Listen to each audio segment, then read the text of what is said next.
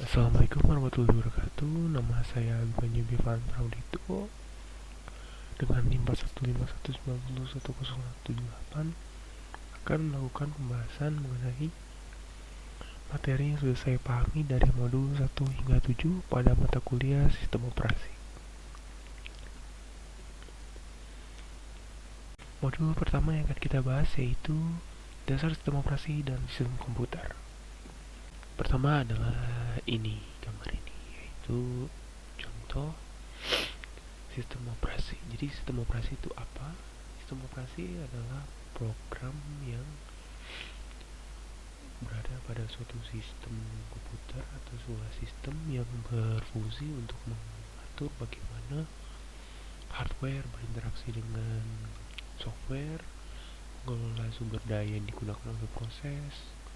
Jadi intinya dia mengatur keseluruhan semua sistem komputer. Di sini ada contoh-contoh sistem operasi seperti sistem operasi Android yang dimiliki oleh Google. Android merupakan contoh sistem operasi pada mobile. Lalu ada seperti iOS yang dikembangi oleh Apple, bukan sistem operasi yang digunakan di iPhone. Lalu ada Microsoft Windows yang dibuat oleh Microsoft yang sudah sangat terkenal ya, Windows 7, Windows 8 dan Windows 10-nya. Selanjutnya ini adalah foto bagian unit komputer, di mana komponen-komponen ini akan Anda lihat di sebuah sistem komputer, di mana yang paling pertama ini adalah motherboard. Motherboard bekerja sebagai penghubung dari berbagai komponen-komponen ini karena mereka mengandung bus, yaitu bus internal dan eksternal yang berfungsi untuk berkomunikasi, memfasilitasi komunikasi antar berbagai komponen-komponen elektronik ini. Kalau bus internal itu digunakan untuk prosesor dan memorinya yaitu RAM, sedangkan eksternal bus itu lebih ditujukan untuk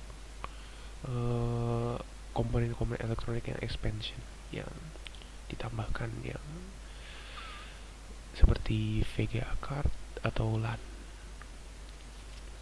Nah, pertama-tama komponen yang kita bahas adalah cooler. Cooler itu dibutuhkan atau seperti kipas karena untuk menjaga suhu optimal operasional sebuah sistem komputer, karena suhu yang terlalu panas itu menurunkan efisiensi kerja suatu komputer. Prosesor merupakan pemproses inti dari sebuah komputer. Mereka bekerja untuk mengeksekusi perintah yang diberikan oleh sistem operasi. Mereka memiliki 3 bagian, yaitu ALU, control unit atau CU, dan register. Nah, ketiga ada hard disk. Hard disk merupakan dibilang memori eksternal. Mereka berfungsi untuk menyimpan data yang biasanya berkapasitas tinggi seperti 500 GB hingga 4 tera. Lalu LAN di sini adalah contoh dari komponen elektronik yang peripheral atau tambahan. Di sini akan diinput di slot namanya PCI, dan di sini akan memfasilitasi fungsi koneksi antar komputer karena ada LAN. Lalu selanjutnya ini adalah RAM. RAM itu adalah contoh dari memori internal dimiliki suatu sistem komputer. Lalu ada CD-ROM yang ini berfungsi untuk membaca atau menulis CD, data ke dalam CD. Lalu ada power supply. Power supply berfungsi sebagai pasokan listrik atau pemberi sumber daya dari suatu sistem komputer. Lalu VGA card. VGA card itu digunakan sebagai pemproses grafik dedikasi pada suatu sistem komputer. Mereka diletakkan di slot seperti biasanya di PCI Express. Jadi si kartu pemroses ini adalah untuk memproses grafis atau tampilan layar. Selanjutnya ini adalah gambar suatu diagram sistem komputer. Ini menggambarkan bagaimana suatu sistem komputer bekerja, dimana di sini ada bagian sistem and application program, yaitu bagian dari suatu sistem komputer yang termasuk seperti program, terus software. Jadi intinya ini bagian software dari suatu sistem komputer. Lalu ada sini komputer hardware, yaitu sisi perangkat keras dari suatu sistem komputer. Dan di tengah-tengahnya yang berhubungan antar keduanya adalah sistem operasi. Jadi seperti saya bilang di bagian awal, salah satu fungsi dari sistem operasi adalah menghubungkan software dengan hardware pada suatu sistem komputer. Nah, di sini di software ini sedang berinteraksi dengan usernya, seperti user 1 sedang menggunakan compiler, user 2 sedang menggunakan assembler, dan user 3 sedang menggunakan text editor.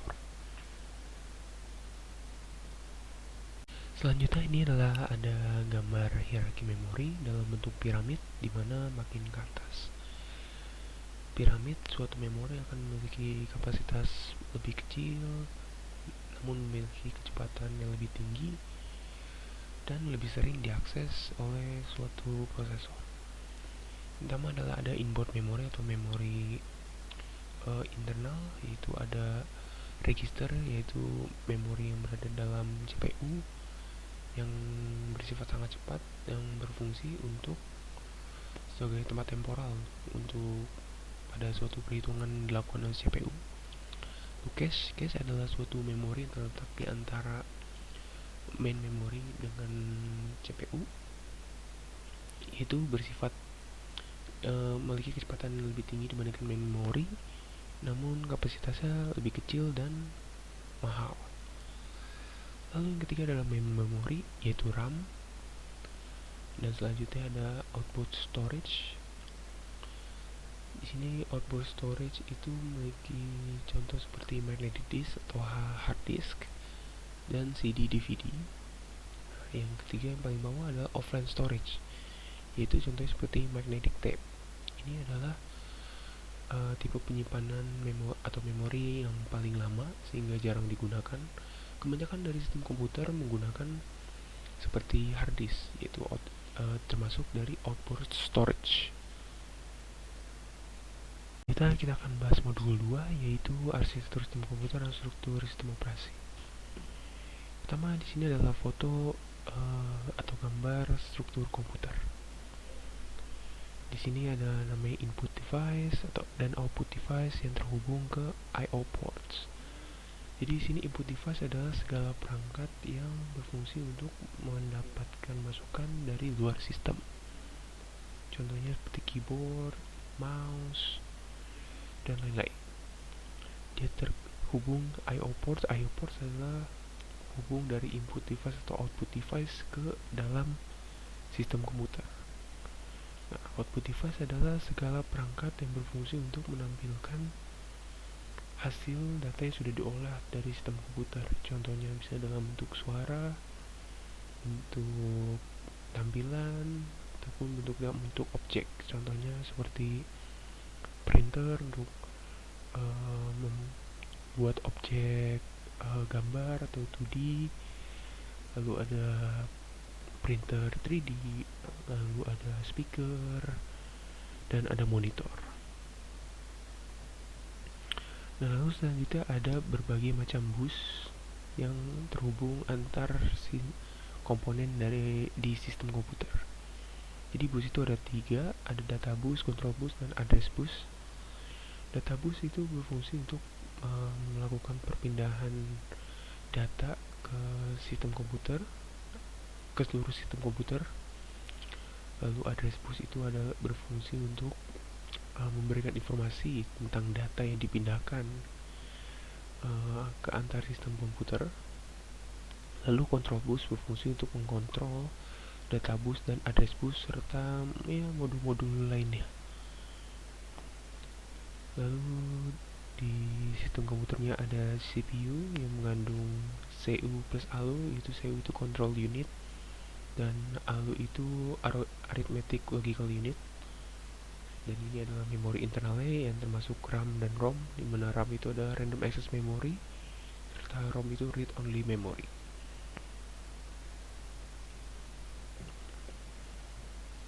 Jadi di sini adalah contoh atau gambar jenis-jenis multiprosesor.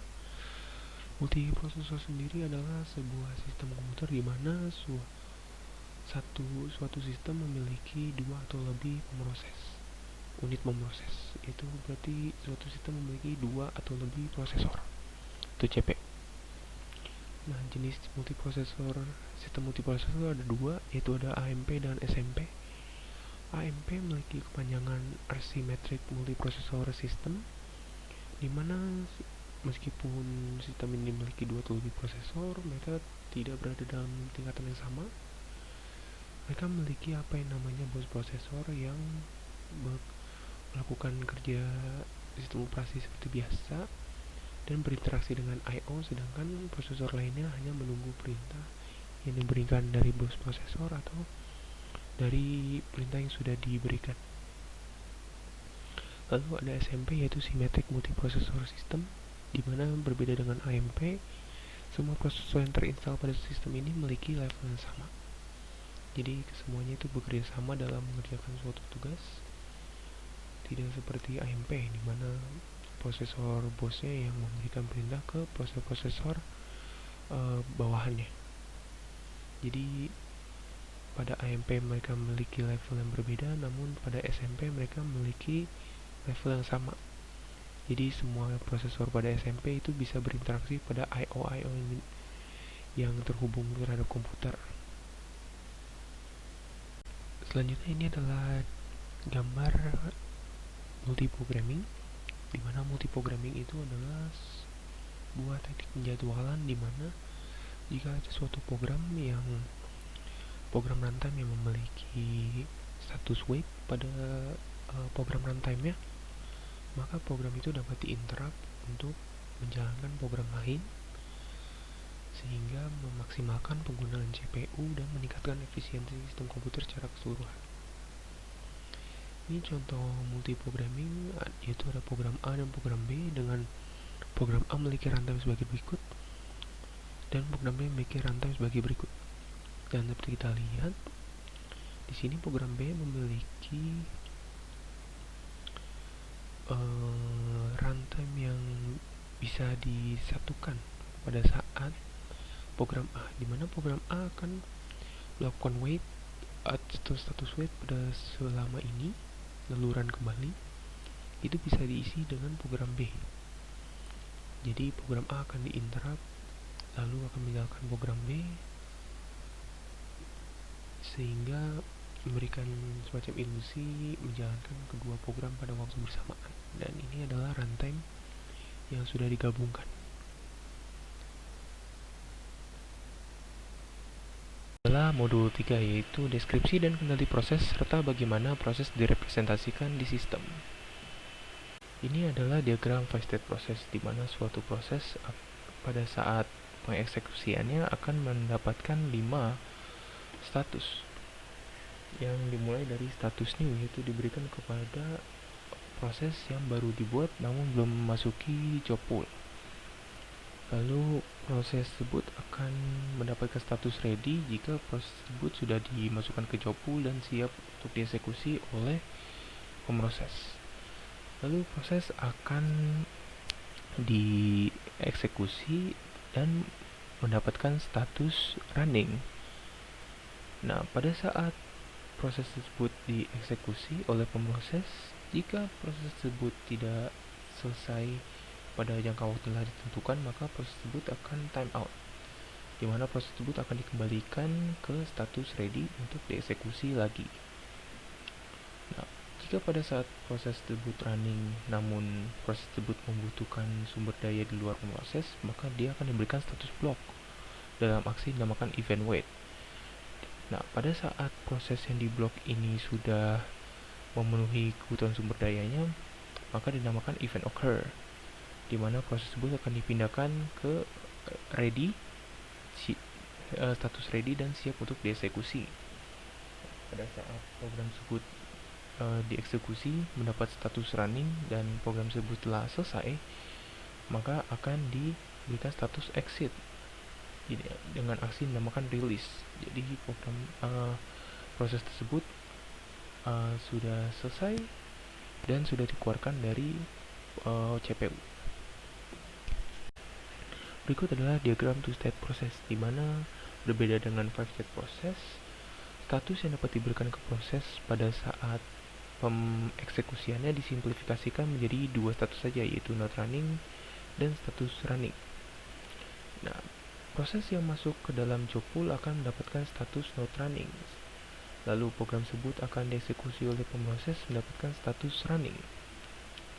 Lalu proses yang sudah selesai dieksekusi akan exit atau dikeluarkan dari CPU. Lalu jika pada proses yang running itu membutuhkan sumber daya di luar pemroses atau mendapatkan timeout, mereka akan disatukan ke dalam status not running, yaitu kembalikan ke status not running, siap untuk dieksekusi kembali oleh pemroses. Selanjutnya kita akan membicarakan tentang modul 4, yaitu konsep thread, microkernel, dan multithreading. Berikut adalah gambar-gambar pemetaan thread, di mana tipe pemetaan thread itu ada 3, yaitu many to one to one, dan many to many. Di sini tipe thread itu ada 2, yaitu user thread dan kernel thread, di mana user thread adalah thread yang dibuat pada thread library yang berada tingkatan di atas kernel dan memiliki pengaturan dan kecepatan yang lebih efisien jika dibandingkan dengan kernel thread. Kernel thread itu sendiri adalah thread yang dibuat dan diatur oleh sistem operasi, sehingga jika sebuah kernel thread itu diblok, kernel thread lain masih tetap dapat dijalankan. Jadi kita lihat contoh pemetaan thread pada many to one, yaitu berbagai macam user thread dipetakan ke satu kernel thread. Keuntungan dari pemetaan ini adalah karena karena thread itu diatur pada level user, maka proses secara totalnya menjadi lebih efisien. Namun, bila satu user thread melakukan proses blocking, maka thread-thread lainnya yang terhubung pada kernel thread yang sama akan terblok juga. Nah, selanjutnya adalah model one-to-one, di mana setiap user thread dipetakan ke satu kernel thread. Di sini keuntungannya ya, jika satu user thread melakukan proses blocking, maka user thread lainnya masih tetap dapat berjalan. Selanjutnya adalah pemetaan ketiga, yaitu many to many. Jadi inti dari pemetaan many to many ini adalah dengan menggabungkan fitur terbaik dari many to one dan one to one, yaitu user thread dapat dipetakan ke berbagai macam kernel thread, sehingga proses secara totalnya akan menjadi lebih efisien. Di sini adalah gambar jenis proses thread, yaitu ada 2, yaitu ada proses single thread dan proses multi thread. Dan di sini adalah contoh representasi dari sebuah proses. Nah, pada proses single thread, suatu proses hanya memiliki satu thread, di mana satu thread ini memiliki register dan stack dan kode, data, dan file secara bergantian menggunakan thread ini untuk mengeksekusi tasknya. Jadi ini tidak efisien dalam penggunaan sumber daya, maka dikenalkanlah sistem multithread, di mana pada satu proses terdapat lebih dari satu thread dengan register stucknya masing-masing, namun memiliki kode data dan file yang sama, sehingga setiap proses dapat melakukan lebih dari satu task, meningkatkan efisiensi penggunaan sumber daya. Selanjutnya adalah modul 5, yaitu konsep penjadwalan dan algoritma penjadwalan prosesor. Sini adalah foto tipe penjadwalan, yaitu dibagi menjadi 3, yaitu penjadwalan jangka pendek, penjadwalan jangka panjang, dan penjadwalan jangka menengah. Penjadwalan di sini sendiri bukan nama lain dari scheduler. Jadi fungsi penjadwalan adalah menjadwalkan bagaimana urutan proses dieksekusi pada suatu sistem operasi. Lalu kemudian kita menyampai modul terakhir, yaitu modul 7, yaitu membahas tentang prinsip deadlock dan starvation. Di sini adalah gambar konsep dari deadlock. Deadlock itu sendiri adalah suatu kondisi di mana ada dua proses yang saling membutuhkan resource dari proses lainnya. Jadi mereka mendapatkan kebuntuan di mana proses tersebut tidak akan melanjutkan pemrosesan mereka. Jadi konsep deadlock ini bisa kita analogikan seperti sebuah jalan raya yang macet, di mana di tengah-tengah jalan raya itu terdapat jembatan sempit yang hanya bisa dilalui oleh satu mobil. Dia hanya bisa dilalui oleh satu mobil. Mobil di sebelah kiri ingin maju, namun dihalangi oleh mobil sebelah kanan yang ingin ke arah kiri. Maka terjadilah kebuntuan karena keduanya tidak bisa mundur karena belakangnya sudah macet. Jadi seperti itu contoh konsep dari deadlock. Itu dia pembahasan modul 1 hingga 7 mengenai materi-materi yang saya pahami pada mata kuliah sistem operasi. Terima kasih sudah menonton dan sampai jumpa.